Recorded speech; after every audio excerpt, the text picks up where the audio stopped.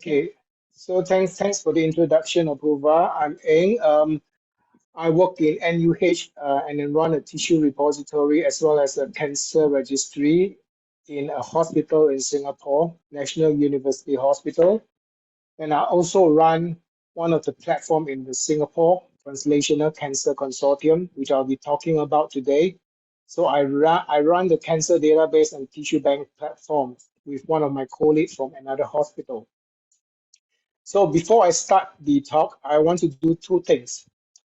First is I see a poll button, and it'll be good if I can know the audiences in here in today, where they are from, and what kind of organization do you belong to, so that during the course of my talk, I can sort of cater some of the content to where you are or which organization you are from. So I can see some of the results coming out now. A lot are from Europe, 13 out of 16. New Zealand, North America, only one. Okay, and a lot is are from the non-commercial biobank. Okay, that's good. So I will assume that it's the academic biobank. There are two commercial biobank and a pharmaceutical company. Okay, that's good to know. Okay, the second thing I want to do is, let me end the poll now. I'll share the results quickly. Okay, so here's the result. I will end it now.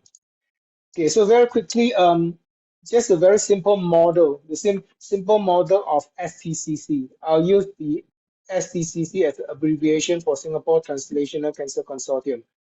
So STCC is not a fee-for-service consortium. So it's not like you pay a certain amount and you can get your specimens and then disappear with it. So that is not STCC is about.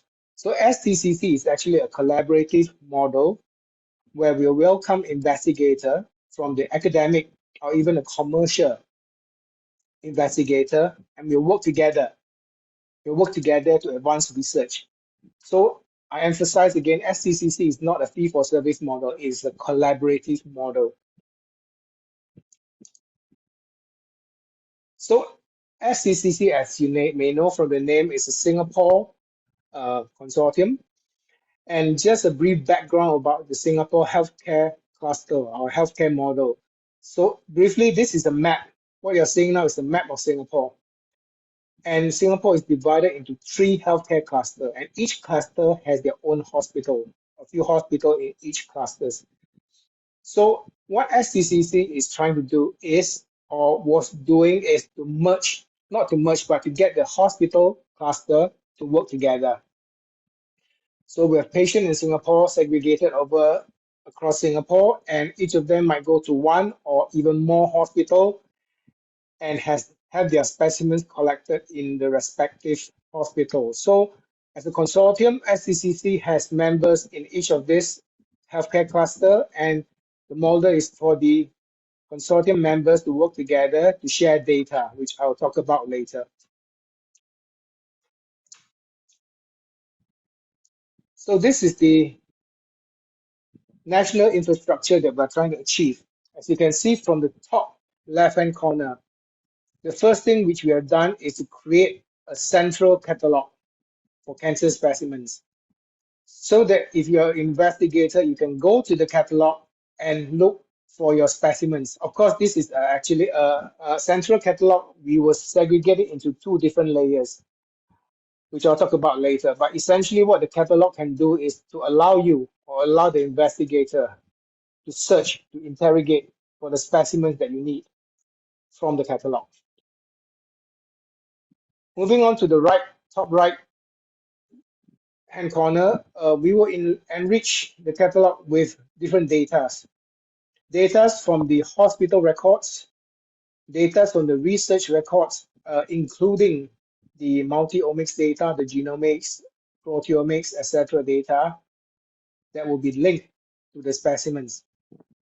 There are also other data points that I will be talking about later. And of course, at the bottom left, through this work, we will hope to encourage collaborations among the STCC members or the Singapore research community, and the industrial partners.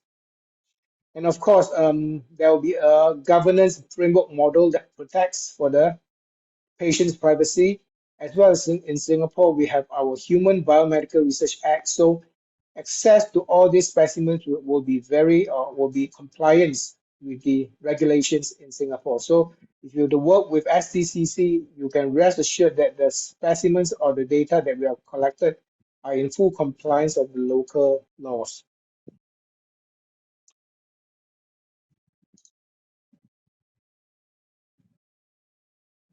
Okay, I'll go into details about the kind of data that is in the catalog. So of course, on the first, we have our data that is fused and integrated from multiple sources. The sources can be from the various clinical data from the hospital. It can be data from the National Electronic Health Records.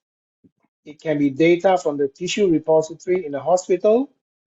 It can be data from the national records, such as your healthcare and your economics, your educational data. We term this as the real world data, which I'll elaborate later. These are actually data that we have worked together with the Ministry of Health Singapore in order to aggregate this data together.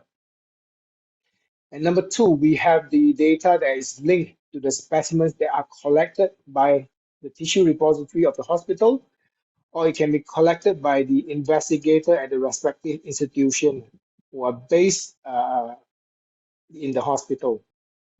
So you have your databases from number one, you have your patient specimens from number two, and for number three, any research that has been done previously by the investigator, such as your multi-omics data that has been generated by the investigator, the results will then be fed back to the catalog so that if you are doing a research and the experiment has been done before, you do not have to repeat it. Instead, you have access to this data via a collaborative model with STCC.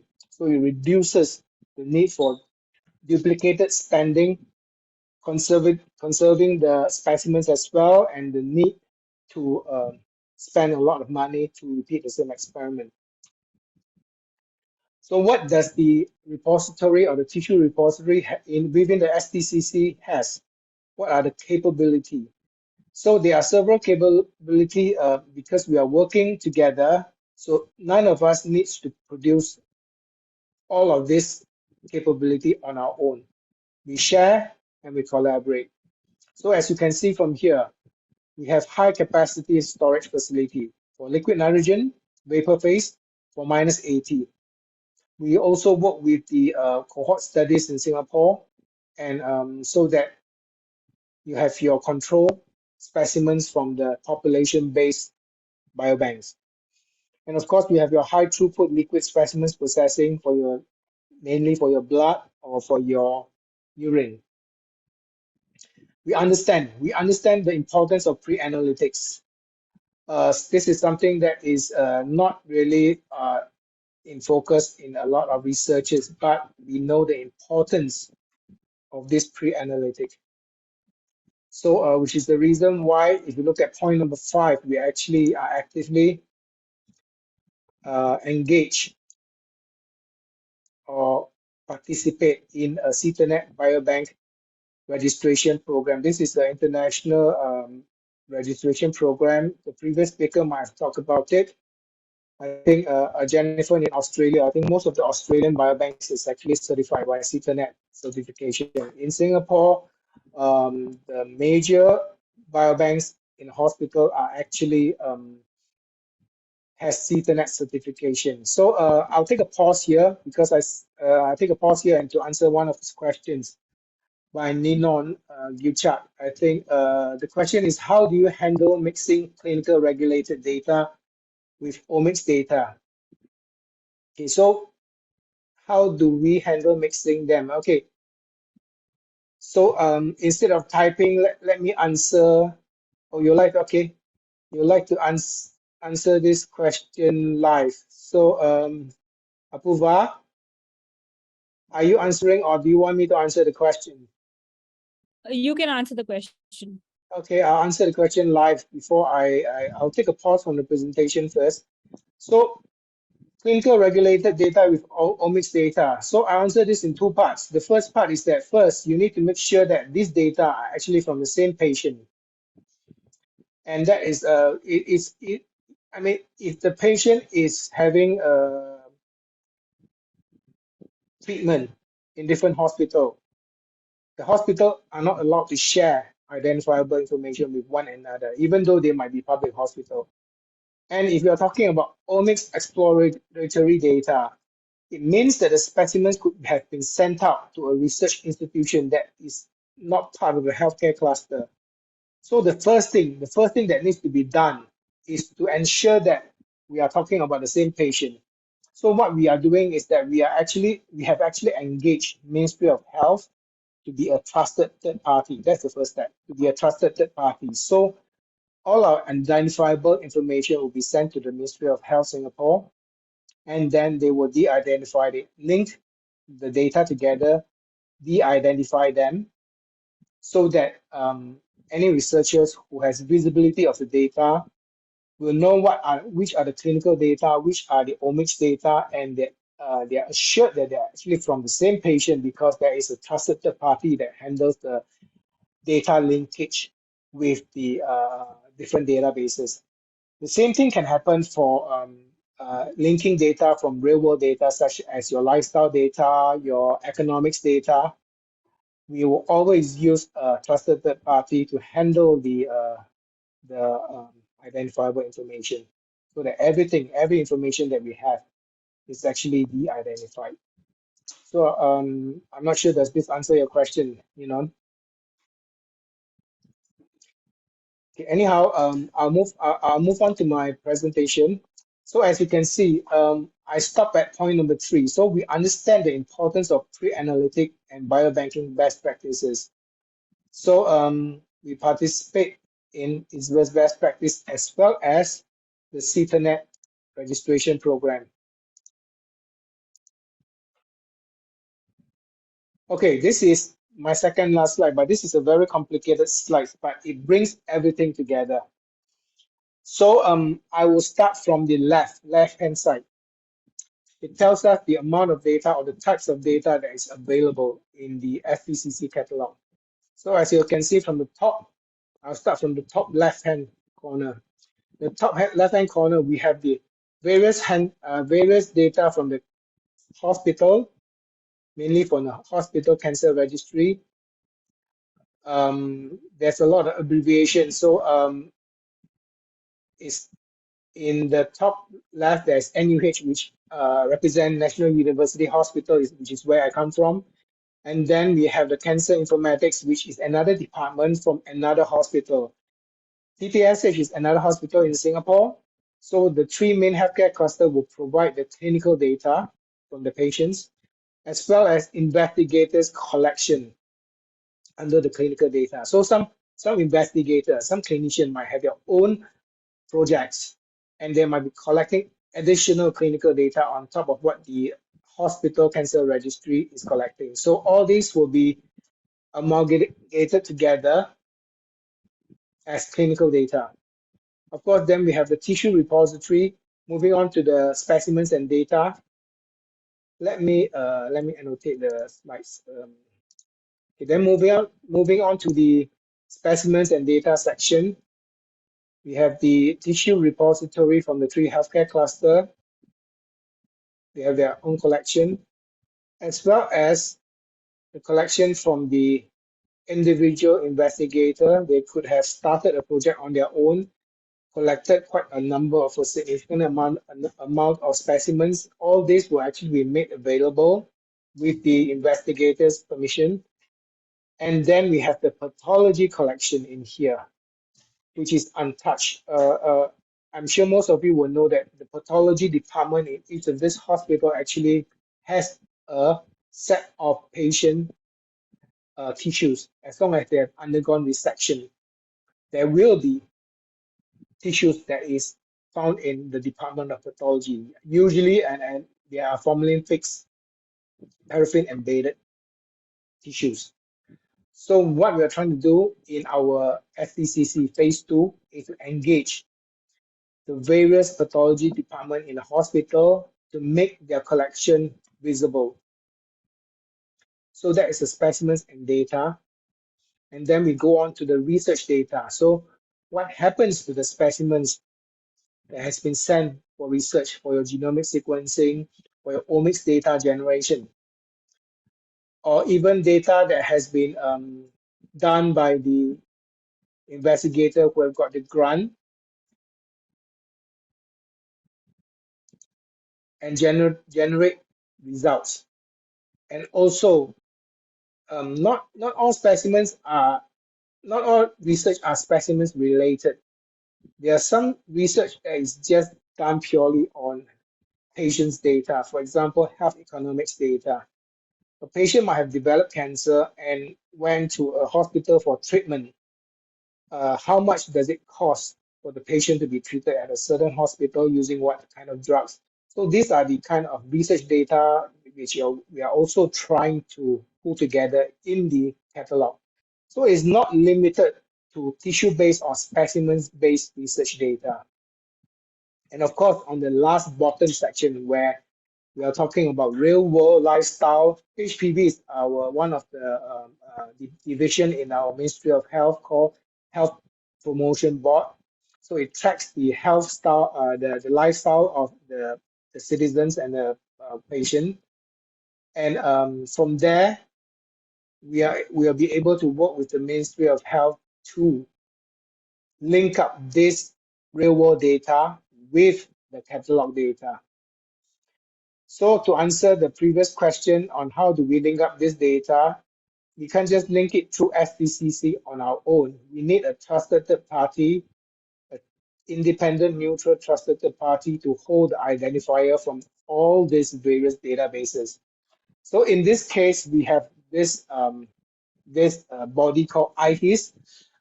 It is a MOH, Ministry of Health Singapore department or division, which deals with patients' data. So what we do is we will send our data to IHIS, which is the Ministry of Health entity, and this IHIS brain will then de-identify and link up this data so that it can be available to be interrogated by investigator. So I mentioned in my first two slides, in my second slide, that we actually segregate our catalog into two areas. The first is the public catalog, which can be accessible by anybody. It's available in the internet, but the data are very aggregated. So what you can see is that you can see maybe the number of breast cancer cases in which hospital, and these are the number of specimens that's been collected in certain hospital.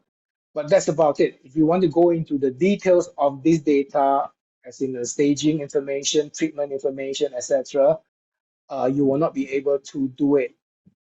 However, you can access this detailed catalog through a collaborative model, and then you can then work with the clinicians in STCC to access the detailed data, the specimens data, the clinical annotation, the research metadata, etc. And together, you'll be able to access this data, and we will make this data accessible to the cancer community, the registered public health institute user, registered user, and licensed user. So as you can see from this slide, of course, we will have aggregated data for an investigator to know what is available in an aggregated fashion. But for details, then a collaborative model will then be required. So what can this STCC research warehouse do? So by linking up all these databases, molecular databases, databases from the clinical annotations, from the specimens data, and even with the public population cohort studies, collection, and also working with pathology, we are hopefully can help to open up new fields of research. So this is actually my last slide, but what we're trying to do now is not trivial. It is not trivial because if you were to look around, I don't think there is a dedicated software solution that can really link up this data, first link up this data, and then actually work as a trusted third party to combine all this data together while protecting the privacy of the patient. So we are working with a lot of different partners, not only with the Ministry of Health, but also with our academic research institute, so that we can really link up this data in a de-identified fashion, so that future researchers who taps onto STCC research catalog will be able to do meaningful research. So this is my last slide, and I'm more than happy to take questions.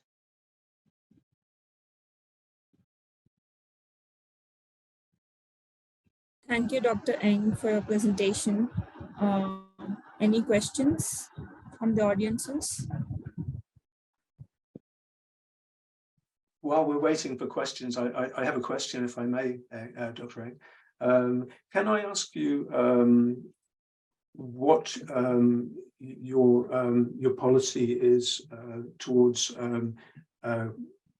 collaborating with industry, both industry within Singapore, industry outside of Singapore, and with biotech companies as compared with pharmaceutical companies? Okay, there is no difference whether you are a local company or you're an international company or you're a biotech or you're a pharmaceutical company. So every commercial company that comes in, we will actually treat them as a case-by-case basis and discuss with the company. So it can be any company to discuss about their needs and how we can collaborate. So there's no distinction between whether you are a local or an MNC company. So I see a question from Ninon again. What's the Yes. difference between a research user and a licensed user? Okay, a researcher user and a licensed user. So essentially, a researcher, it can be a local academic researchers, or it can be a hospital researchers, or it can be a Singaporean university researchers. Whereas a licensed user, it can be a non-academic user, because we have several institutions in Singapore that is working with our clinicians in the hospital, and but they are not within a public healthcare institute context. So in such instances, we might have to give that person a license in order to work with the researchers or work with STCC to access the catalog. So basically, the quick answer is that researcher user is mainly for a public healthcare institute researcher. So I see a lot of there are some pharmaceutical or the commercial users. So if there's any interest in working with STCC, you can always send an email to myself or STCC. There will be a sort of a admin team who will be looking after the queries from the industry or the academic partners, and then we will then get back to you very quickly. So we have actually, if you were to go to the STCC website, there are actually a few collaborations that were started, and some of them are actually actively running. So so there are a lot of instances where STCC actually work with commercial partners. Can I ask whether you have more interest from companies in Singapore or outside Singapore? Have you got any examples of companies that you're working with? Or, I don't. Yeah. Yes, yes. In fact, we do have a lot of companies, the big pharma companies that is actually working with us. If you go to STCC website, there are Roche. There's a shining. It's called a Shining Tower project where the details are in there in the website. I can't reveal much beyond what is in the website, but we are working with Roche and some other company. And to answer your question, so far for the past few years. In terms of industrial collaboration, industrial partners, we do have more from overseas than local. Simply because Singapore doesn't have a big, it is a small country, it doesn't have a big biotech industry. So most of our queries are actually from the big pharma companies from overseas. Great. Thank you. Do you face any difficulties in the transport of samples? In the sense that, Transport, yeah, so you mean transport of overseas, samples, overseas or we locally? the data. Or transport of specimens or data? Specimens and data. Okay, specimens is a lot easier than data as long as they are de-identified. In terms of, I mean, data, as long as they're de-identified. Specimens wise, if it's a local context, not a problem because Singapore are actually is actually a small country, and if it's overseas sending of specimens, we usually use a reputable and reliable company to transport the specimens. I don't think it's wise for me to name a company, but there are several companies that are good to in order to send the data overseas in a reliable fashion. Okay, Riyad, there you have a question on. I have several data and how is coordination done to collect the information when it comes to different structures? Okay, I'll answer this question in two parts. One is the collection of data, which can be done if you have enough manpower in the respective institution or hospital. What is more difficult is the harmonization of the data. Okay, different hospitals might be collecting the same data, but they're collecting in a different standards, different format. The difficulty is not about collection of this data. The difficulty is how do you bring this data together, even though they might be the same data, and put it in a central catalog. Example, medication. You have the same medication, or you have the same medication but branded differently in a different hospital. Brand A, brand B, brand C. And then they have different dosage. So it is more of how do you harmonize the data collection that is more important than data collection, because you can always hire people to collect this data. But if everybody is collecting in a different format, then the person who actually combine this data or link this data is going to find it very difficult. So in order for us to do that, of course, we have the resources to get people into each of these centers to collect this data. But more importantly, what we have done is to determine the standards of collection. For example, specimens. You can have your specimens, you have your standard way of processing the specimens, collecting the specimens. I'm not sure if you're aware of SPREC, S-P-R-E-C, that is standard that is from ISBA, which details a code for how you process your sample. What is the speed of centrifugation, what is the temperature of centrifugation of the blood. So there is a SPREC code. So if everybody collects the specimen processing via a SPREC code, then it's very easy for us to collate and actually send this data and link up this data from different centers. Clinical data, of course, you have your different clinical data standards, and it depends on what kind of electronic healthcare records you have in your hospital. Then you have your, in terms of cancer, you have your ICD-10 collection. And then when we talk about some of the more in-depth clinical data, we do OMOP CDM. If you Google OMOP, Common Data Model. So we do OMOP CDM in order to, together with ICD-10, and ensure that our respective partners in the different hospital collects these data in this format, so that when we're integrating this data, it'll be a lot easier. Otherwise, you might have pool and pool of data. You can always throw it in your data lake, but then it's very difficult to analyze this data. So you really need to plan and coordinate before you actually collect this data.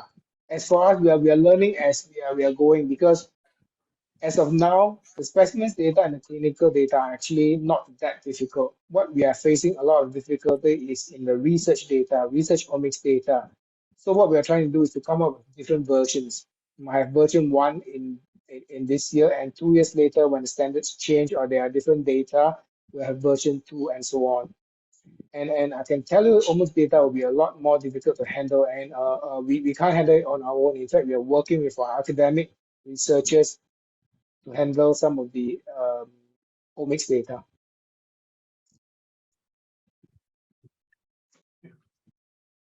Ren, could I just ask you about the question of biospecimen quality and certification of biobanks and accreditation of biobanks? And I'm quite sure that you strive to reach the highest standards, but how important is it to you and to the various biobanks in Singapore that they should achieve ISO 20387 certification, for example, or other types of certification? How important is that to you? Okay. Before I answer this question, maybe I can describe the different layers, the different tiers of certification. Of course, the most basic, not certification, but the most basic will be best practices. Like, for example, your ISBE's best practice, or your NCI, there's a set of best practice for cancer collection. So this is the basic criteria that you need. You follow a best practices document. And of course, then the next level up will be your certification, which is the one that the tissue bank in Singapore has participated in, such as the CETANET biobank certification. It is one level up.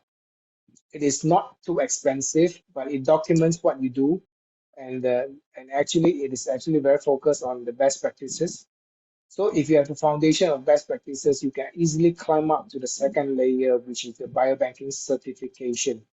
It costs a few $1,000s for a 3-year certification. Not too bad, considering that most biobanks are poorly funded.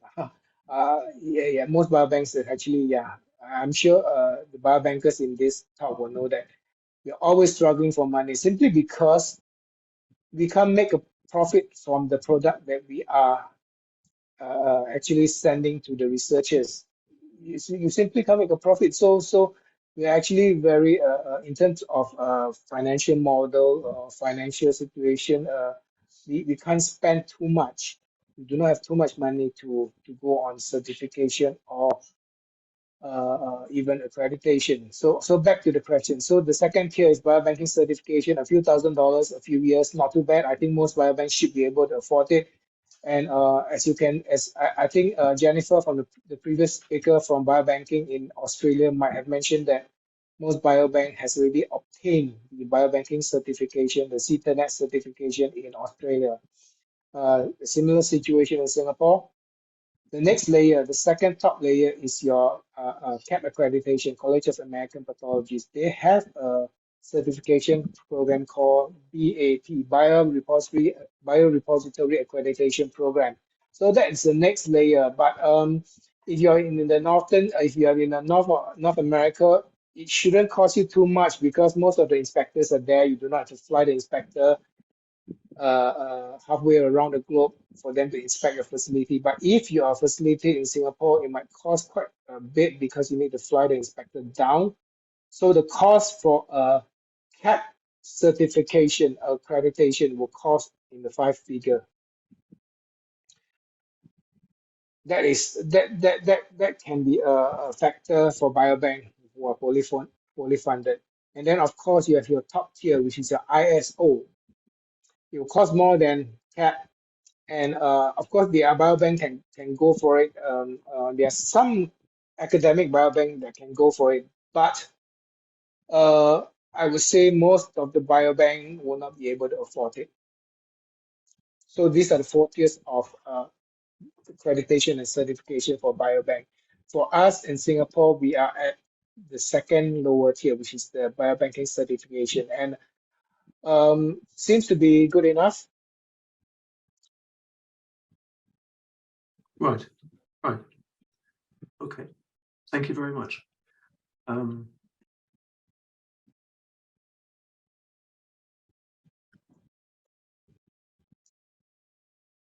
Yeah, I have one other question actually about quality of biospecimens.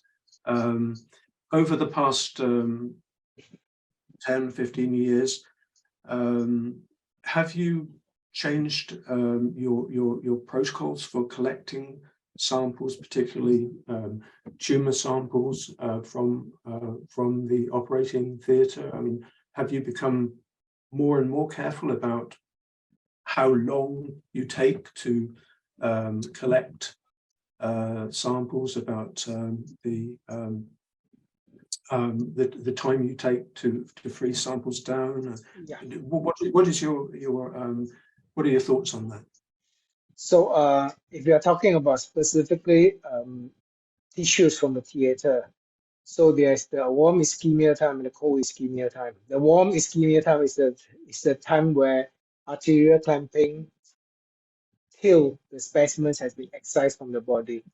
So that timing is very difficult to control, because it's simply because the surgeons are doing their operation. You can't just tell them to quickly do the procedure because you want your specimens as quickly as possible. So the warm ischemia time is purely for documentation, and that's about it. We can't really control the timing of the warm ischemia time. Whereas the cold ischemia time is when the specimens actually been excised until it has been frozen down in usually liquid nitrogen. So that is where the biological activities has stopped.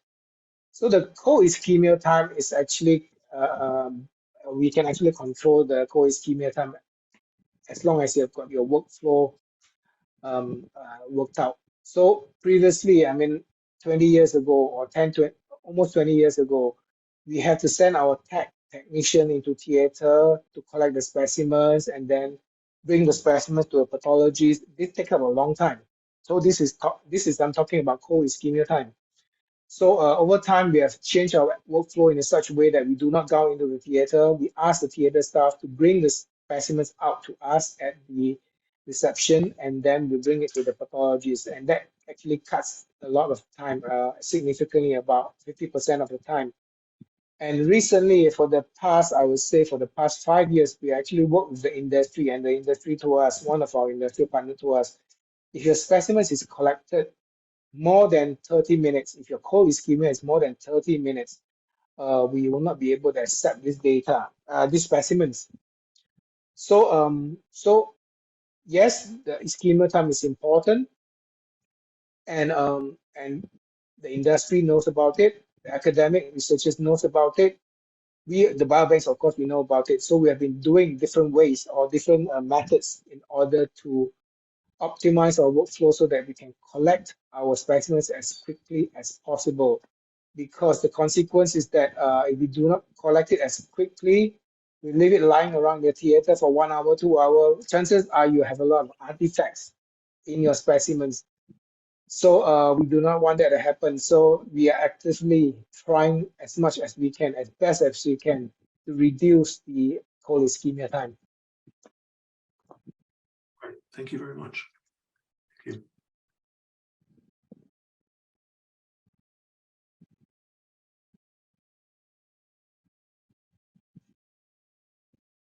Any more questions from the attendees?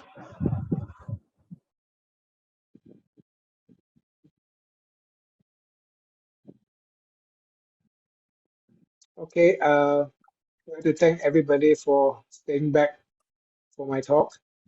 I think if there's any further question, you can always email me. Just Google my name and FTCC. You should be able to get my contact, or you can go to Biosample Hub and get my contact. Absolutely. Yeah. Thank you very much, Dr. Eng. That was very interesting. Thank you, everyone. Thanks. Thank you. Thank you, Dr. Thanks. Bye.